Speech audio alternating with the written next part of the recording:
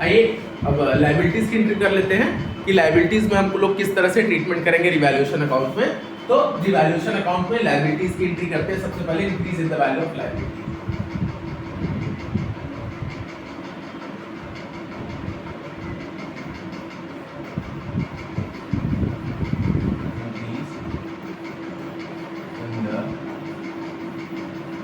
Value of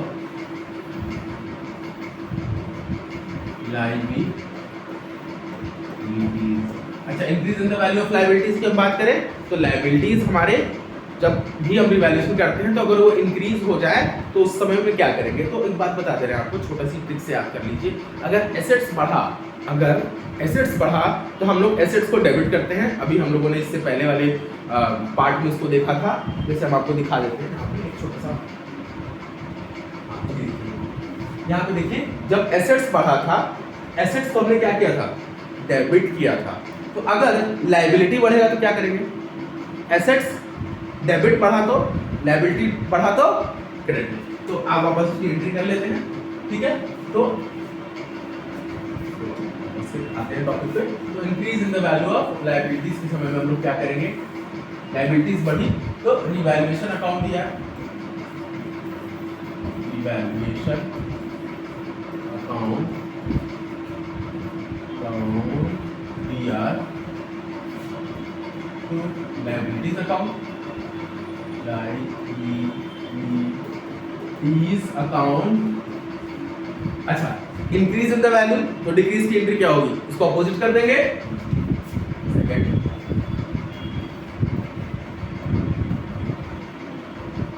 decrease in the value of liabilities,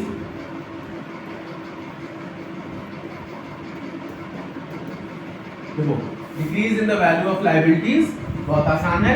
आपने increase की entry की है तो डिक्रीज की एंट्री जस्ट उसको अपोजिट कर दो। हमने किया liabilities account debit to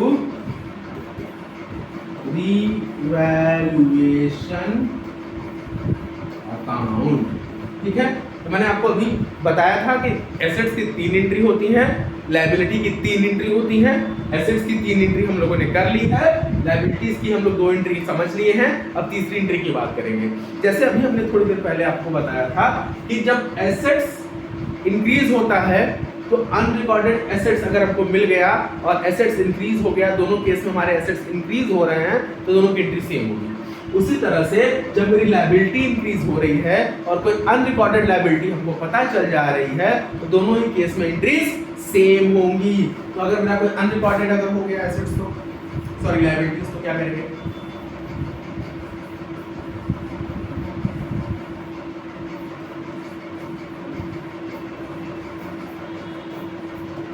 unrecorded liabilities की एंट्री क्या करेंगे। मैंने आपको बताया सेम एंट्री है, जैसा हमारा लायबिलिटीज इंक्रीज होता है सेम हमारा अनरिकॉर्डेड लायबिलिटीज की एंट्री होगी। देख लीजिए, रिवैल्यूएशन अकाउंट दिया, रिवैल्यूएशन अकाउंट दिया टू अनरिकॉर्डेड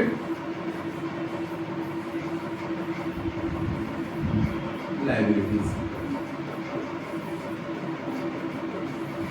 तो ये हो गई हमारी लायबिलिटीज की एंट्री कंप्लीट, यानी 3 एसेट्स की एंट्री हो गई और 3 लायबिलिटीज की एंट्री हो गई। अभी कॉन्सेप्ट क्लास चल रहा है, जब न्यूमेरिकल्स पे आएंगे तो हम लोग इसके न्यूमेरिकल्स वैल्यू से भी उसको सॉल्व करके देखेंगे। अभी तक बच्चों हम लोगों ने यहाँ पे क्या देखा कि केवल इंक्रीज और डिक्रीज की एंट्रीज कैसे करते हैं। लेकिन एक बात बताइए, कोई भी एसेट्स या लायबिलिटी बढ़ती है या घटती है तो उसका इम्पैक्ट फर्म के प्रॉफिट पे पड़ता है। यानी कि प्रॉफिट पे पड़ने का मतलब क्या है मेरा, कि मेरे कोई एसेट्स थे 5 लाख से 8 लाख हो गए, 3 लाख मेरा एसेट्स बढ़ गया, तो ये बताइए ये फ़ायदा हुआ फर्म का। उसी तरह कोई लायबिलिटीज़ है, वो लायबिलिटीज़ घट गई तो भी फ़ायदा हुआ, कोई एसेट्स घट गया तो नुकसान हुआ, कोई लायबिलिटीज़ बढ़ गई तो नुकसान हुआ। तो इन सब कंडीशंस का इकट्ठा मतलब कि सारे एसेट्स लायबिलिटीज़ के बढ़ने घटने के बाद जो हमारा कंपाउंडली एक साथ हमारा जो इफेक्ट आता है वो या तो प्रॉफिट होगा या तो लॉस होगा। जरा समझिएगा, 4 एसेट्स हैं, इसमें 3 बढ़ गए, 1 घट गया, लायबिलिटीज़ हैं, कुछ बढ़ गई कुछ घट गई, तो किसी ने बढ़ा वैल्यू दिखाया, किसी ने घटा वैल्यू दिखाया। कंप्लीटली हम लोगों ने जब कैलकुलेट किया तो मुझे एक फिगर मिलेगा, अगर मेरी वैल्यू अच्छी बढ़ी है तो मुझे वहाँ पे प्रॉफिट हो गया, अगर लॉस हुआ है तो नुकसान है। तो इसका इफेक्ट कहीं ना कहीं हमारे पार्टनर्स के कैपिटल पे पड़ेगा। क्या होगा अगर रिवैल्यूएशन में प्रॉफिट हो गया, रिवैल्यूएशन में अगर प्रॉफिट हो गया तो इस प्रॉफिट से तो पार्टनर बड़े खुश, पार्टनर्स के कैपिटल में रिवैल्यूएशन से हुआ प्रॉफिट हम पार्टनर्स के कैपिटल में डाल देंगे, पार्टनर्स के कैपिटल में बढ़ा देंगे, कैपिटल में इंक्रीज कर देंगे। लेकिन ठीक इसका उल्टा, अगर लॉस हो गया तब क्या करेंगे? याद रखिएगा, लॉस के केस में क्या करेंगे हम लोग? पार्टनर्स के कैपिटल को डिक्रीज कर देंगे, कम कर देंगे। तो अभी हम लोग उसकी एंट्री देखेंगे।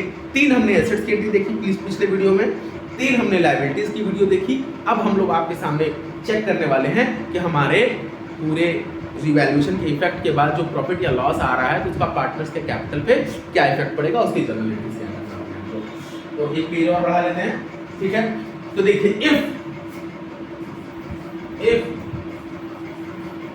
there is profit on revaluation, अगर रिवैल्यूएशन में प्रॉफिट हुआ तो उसकी जर्नल एंट्री क्या होगी? तो उसकी जर्नल एंट्री क्या होगी? याद रखिएगा, एक छोटा सा ट्रिक बताता हूँ, बड़ा आसान है लेकिन आगे हमेशा इस चैप्टर में काम आएगा। जब भी किसी पार्टनर के कैपिटल को इंक्रीज करना होता है, जब भी किसी पार्टनर के कैपिटल को बढ़ाना होता है, जब भी किसी पार्टनर्स के कैपिटल में पैसा हम डालते हैं, देते हैं, उस कंडीशन में पार्टनर के कैपिटल को हम लोग क्रेडिट कर देते हैं। और जब भी किसी पार्टनर के कैपिटल को कम करना हो, पैसा निकालना हो, उस केस में पार्टनर के कैपिटल को हम डेबिट कर देते हैं। आपने पिछले वीडियोस में भी देखा होगा, पिछले चैप्टर्स में भी आपने पढ़ा होगा कि हम इंटरेस्ट ऑन कैपिटल पार्टनर को दे रहे हैं, सैलरी पार्टनर को दे रहे हैं, कमीशन पार्टनर को दे रहे हैं, प्रॉफिट एंड लॉस जो हमारा डिस्ट्रीब्यूटेबल प्रॉफिट एंड लॉस है पीएल एप्रोप्रिएशन में, वो पार्टनर्स को दे रहे हैं। तो इन सब केसेस में पार्टनर के कैपिटल को हम क्या करते थे? क्रेडिट करते थे।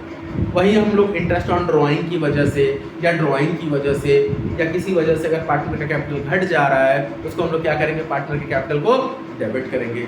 सेम कॉन्सेप्ट यहाँ अप्लाई करते हैं। प्रॉफिट हुआ रिवैल्यूएशन में, पार्टनर के कैपिटल में क्या करना होगा? मुझे पैसा देना होगा, बढ़ाना होगा। उस केस में हम लोग क्या एंट्री करेंगे? Revaluation account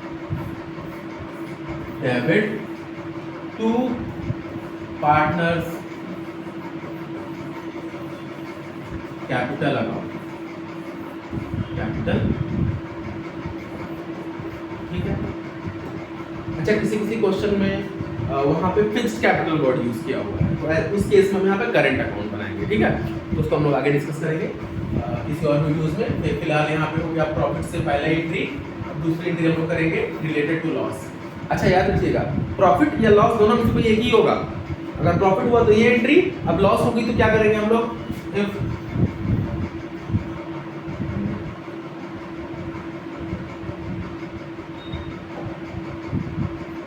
if there is loss on revaluation, अब ये लॉस की देख लेते हैं हम लोग। अगर लॉस हुआ तो क्या करेंगे? पार्टनर के कैपिटल से पैसा निकालना है, जैसा मैंने आपको बताया है, तो हम लोग पार्टनर के कैपिटल क्या कर लेंगे? डेबिट कर देंगे। क्या लिखा मैंने?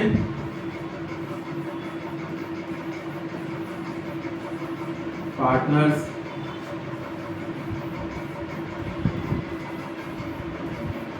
कैपिटल अकाउंट दिया टू